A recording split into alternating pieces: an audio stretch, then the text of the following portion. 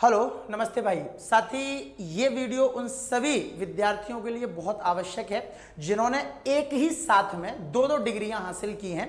वो बहुत ज़्यादा चिंतित हैं, कोई भी यूट्यूब पर परफेक्ट वीडियो नहीं मिल रही है और इवन ऐसे ऐसे लोग भी वीडियो बना रहे हैं जिन्होंने कभी डीवी फेस नहीं किया, डॉक्यूमेंट वेरिफिकेशन दिया ही नहीं, बस सुनी सुनाई बातों के बेस पर वो चीज़ आपको बता रहे हैं।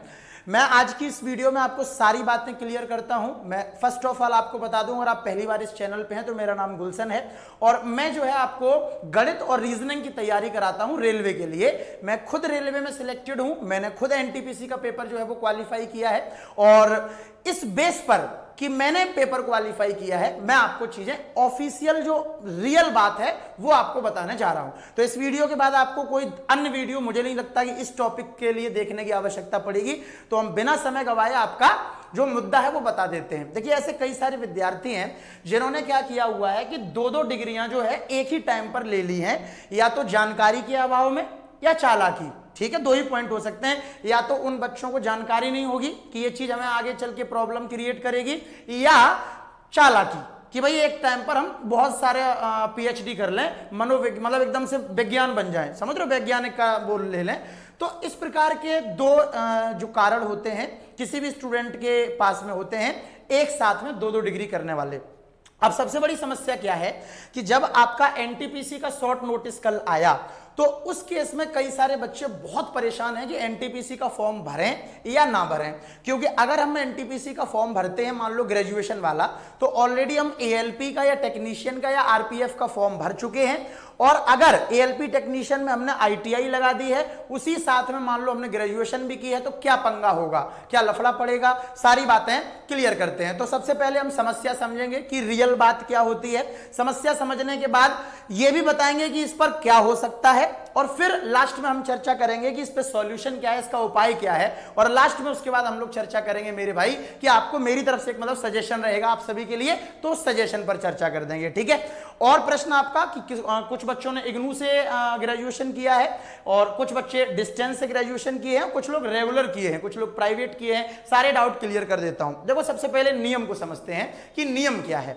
तो नियम यह है कि अगर आप दो डिग्री रेगुलर में एक ही साथ में कर रहे हैं या आपकी दो डिग्री रेगुलर में ओवरलैप्ड हो रही हैं, तो वो चीज कई आयोग जो है मानते हैं गलत और कई आयोग नहीं मानते हैं गलत, है ना। जैसे एसएससी एक आयोग हो गया, पुलिस एक आयोग हो गया, रेलवे एक आयोग हो गया, तो कई आयोग जो है वो यूजीसी की गाइडलाइन फॉलो करते हैं और कई नहीं भी करते हैं। ठीक है, जो सच्चाई है।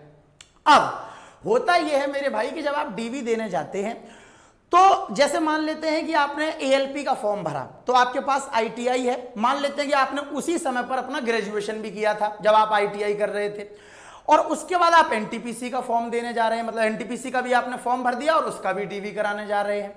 तो मेरे मित्र होगा ये कि आपका वहां पर चांसेस जो है वो ये है कि आपका ग्रेजुएशन और आपका जो आईटीआई है वो पैरेलल होगा।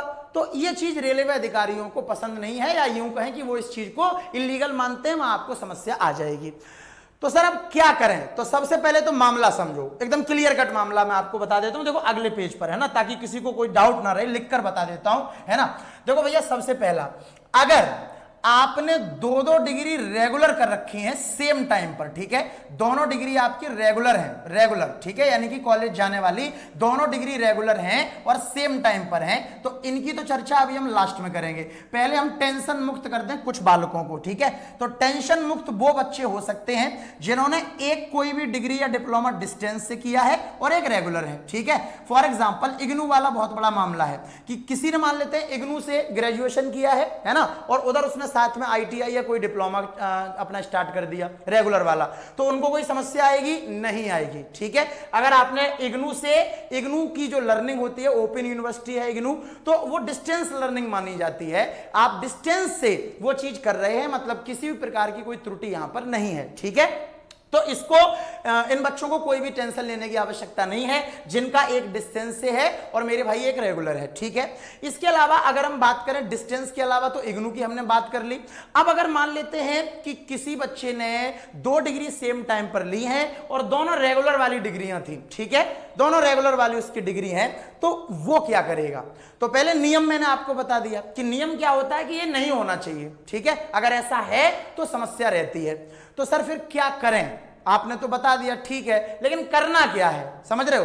तो करना क्या है, इसीलिए तो आपने इस वीडियो पे क्लिक किया है। तो मेरे भाई देखो, जो रेलवे के अधिकारी हैं या रेलवे बोर्ड है, वो ये बिल्कुल नहीं चाहता है ना कि फालतू में बच्चों को परेशान किया जाए। बहुत सारी बातें बोल रहा हूं और आप सबको उसको समझना है बहुत बड़े स्तर पे।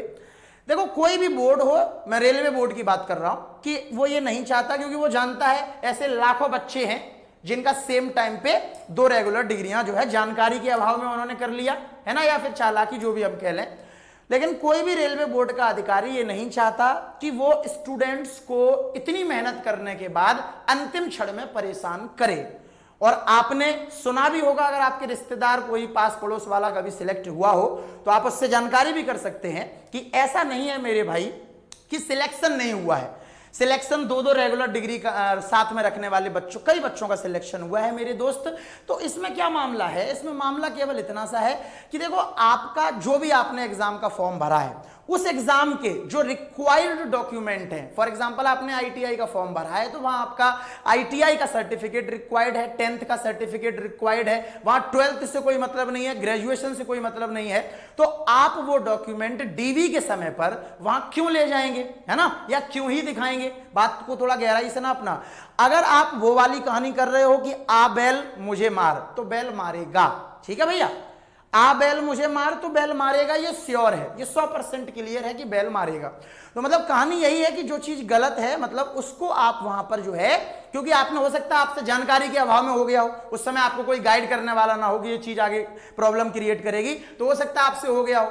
लेकिन वो चीज जो है ना, जो जिस एग्जाम के जो डॉक्यूमेंट रिक्वायर्ड है हमें वही दिखाने हैं, समझ रहे हो, जिस एग्जाम के जो डॉक्यूमेंट रिक्वायर्ड है। अब जैसे कई बच्चों का वो होगा कि सर मैंने देखो अभी एएलपी का वैकेंसी आया था तो उसका फॉर्म भर दिया आईटीआई से, मैंने टेक्नीशियन का भी भर दिया, ठीक, और मैंने सर आरपीएफ का ग्रेजुएशन से एसआई का भी भर दिया। अब क्या करें। अब देखो भाई ऐसे स्थिति में देखो मैं 2 बातें यहां बोलूंगा, 2। देखो ऐसा होता है कि 80% केस में समस्या नहीं होती है, चीजें हो जाती हैं।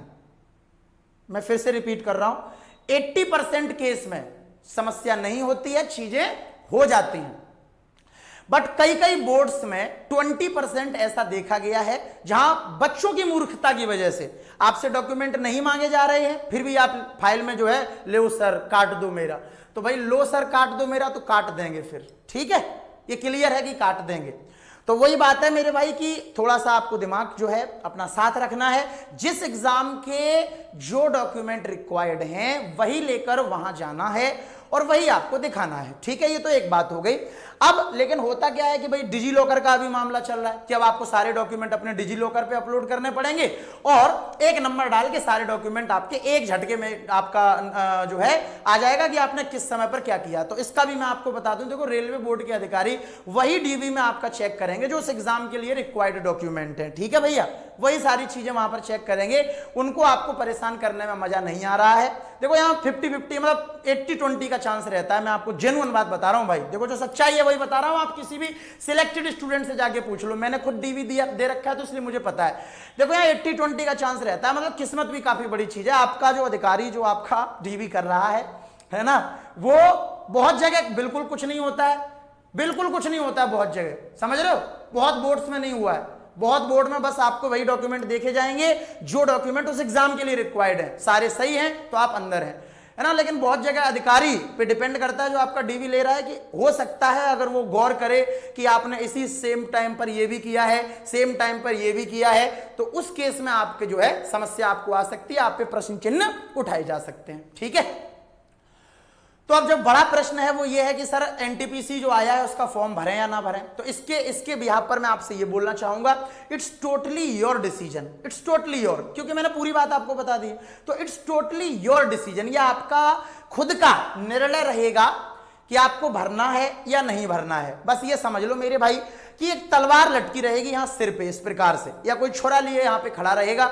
हो सकता है कि उस छुरे का निशाना चूक जाए तो आप बच जाएंगे, और उस छुरे का निशाना नहीं चूका तो वो पेट में चला जाएगा, जो सच्चाई है।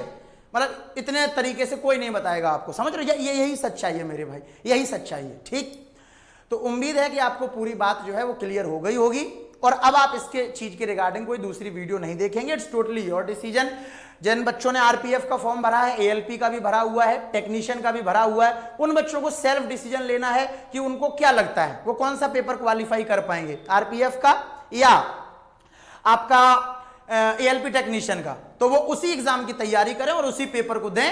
मुझे लगता है दूसरे पेपर को आपको छोड़ देना चाहिए, उसको आप अटेम्प्ट मत करना। जो एग्जाम आपको लग रहा है कि मैं ये मेरे लिए बना और इसको मैं क्वालिफाई कर लूंगा, तो उसी एग्जाम को देना मेरे भाई, है ना।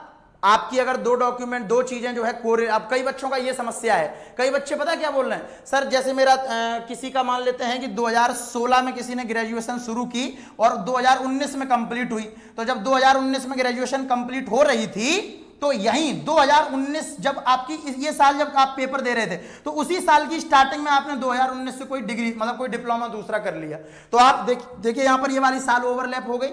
तो जब ओवरलैप हो गई तो यहां समस्या आएगी। अगर दोनों रेगुलर है उनकी बात कर रहा हूं, डिस्टेंस रेगुलर वालों को कोई समस्या नहीं है, इग्नू वालों को कोई समस्या नहीं है, ठीक है।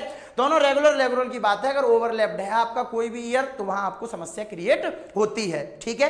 मैं फिर से रिपीट कर रहा हूं, 80% नहीं होती है ना, 20% होती है। जो सच्चाई है वही बता रहा हूं मेरे भाई, 80% नहीं होगी, चीजें चल रही होती हैं, लेकिन 20% समस्या आ जाती है।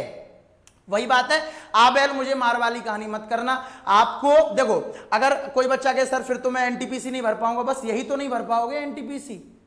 अगर बाई चांस आपका 12th आपके डिग्री 12th जो है वो डिप्लोमा के साथ में या आईटीआई के साथ में ओवरलैप नहीं कर रहा है, तो आप अंडर ग्रेजुएट वाला फॉर्म भर सकते हो कि नहीं भर सकते हो? बिल्कुल भर सकते हो एनटीपीसी के अंदर, अंडर ग्रेजुएट वाला 12th वाला फॉर्म, ठीक है।